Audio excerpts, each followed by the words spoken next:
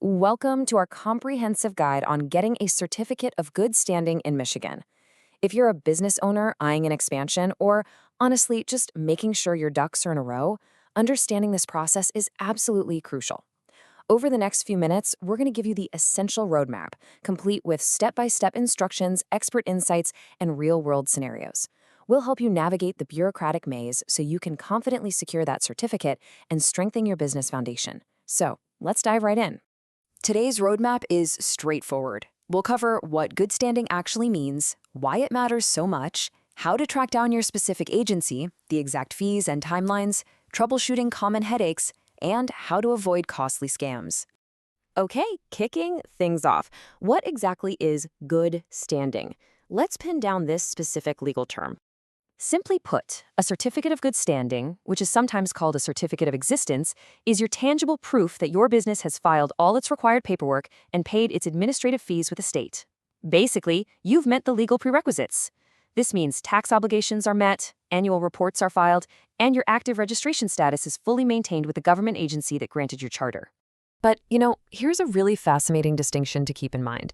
An entity can be in good standing administratively while simultaneously facing some massive legal hurdles. Seriously, a business could technically hold this certificate while under investigation for labor law violations, going through an audit for unpaid payroll taxes, facing property seizures, or even navigating a bankruptcy. It's crazy, right? But remember, good standing literally just means your corporate paperwork and fees are up to date with the state registry. Nothing more, nothing less. Which brings us to our next point. If it doesn't mean you're totally free of legal trouble, why is this single piece of paper so crucial for your business? Well, you're going to absolutely need this certificate for several critical business milestones. Imagine you're about to close a massive commercial real estate deal, and suddenly the bank freezes the entire process just because you lack this certificate to open a newly required checking account. Or, say you're planning to expand operations and register in another state, a process known as foreign qualification. That new state will demand a copy of your Michigan Certificate of Good Standing to prove you're a legitimate, compliant entity back home. It's also frequently required when you're renewing specific occupational or business licenses. It's a real game changer. Now, here is where things can get a little tricky. Depending on your specific profession or entity type, Michigan sends you down completely different paths. You can't just assume there's one single office for everyone.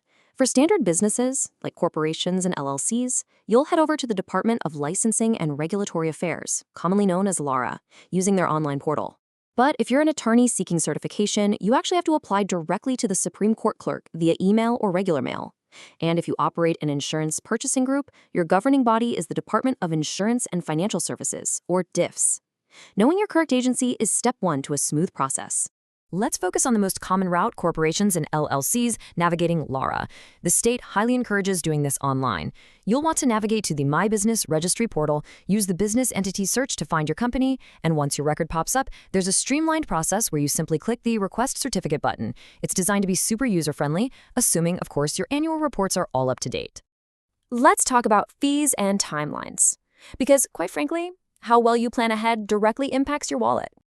Here's the deal. If you're organized and have some time to spare, the standard certificate fee for corporations, LLCs, and nonprofits through LARA is just an incredibly affordable $10. It's highly cost-effective. However, you should anticipate standard state processing times, which can take several days depending on administrative backlogs. So if you plan ahead, it's a total breeze. But let's look at a different real-world scenario. What if a massive investor demands proof of compliance today to finalize your funding? If you've procrastinated, LARA does offer expedited services, but they come at a steep premium. A 24-hour turnaround costs an extra $100. Same-day service? That bumps up to $200. Needed in 2 hours? That's $500. And if you're in an absolute panic and need a 1-hour turnaround, that fee skyrockets to a staggering $1,000. Yeah, proactive compliance is definitely much cheaper.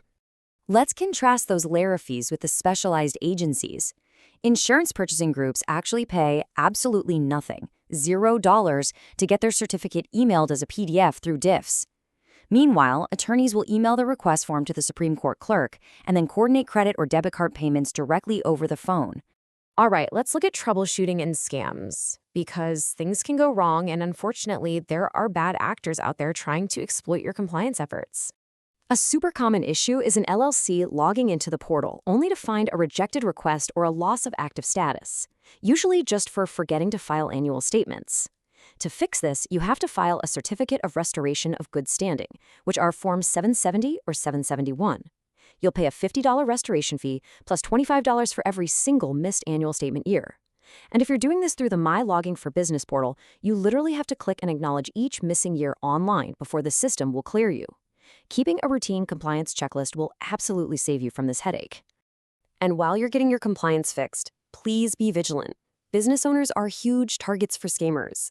Official agencies like Lara have strict protocols. They will never, ever ask you to provide credit card numbers or highly sensitive personal info through an unsolicited phone call, text, or letter. In fact, Lara has explicitly flagged fraudulent emails impersonating their officials. If you ever see an email with an alarming subject line like "Action Required, Lara Enforcement Notice 83700," asking for signatures or confidential data, do not click any links. It is a confirmed phishing scam designed to create a false sense of urgency. Always verify by going directly to the official michigan.gov/Lara website. Finally, before we wrap up our roadmap today, let's quickly frame how you should safely apply all this information. Please keep in mind that this explainer is strictly for educational and informational purposes. It doesn't constitute legal, tax, or financial advice. The bureaucratic landscape shifts, and every business structure has its own unique quirks. We always strongly encourage you to consult with a qualified legal professional or business attorney to get advice tailored precisely to your circumstances and industry. We've covered the stakes, the exact costs, the state departments, and how to outsmart those pesky scammers. By implementing routine audits and keeping impeccable records, maintaining your status really does become second nature. So I'll leave you with one final question to spark your next internal review. Is your business compliance truly ready for its next big move? Thanks so much for joining us for this explainer, and we'll see you next time.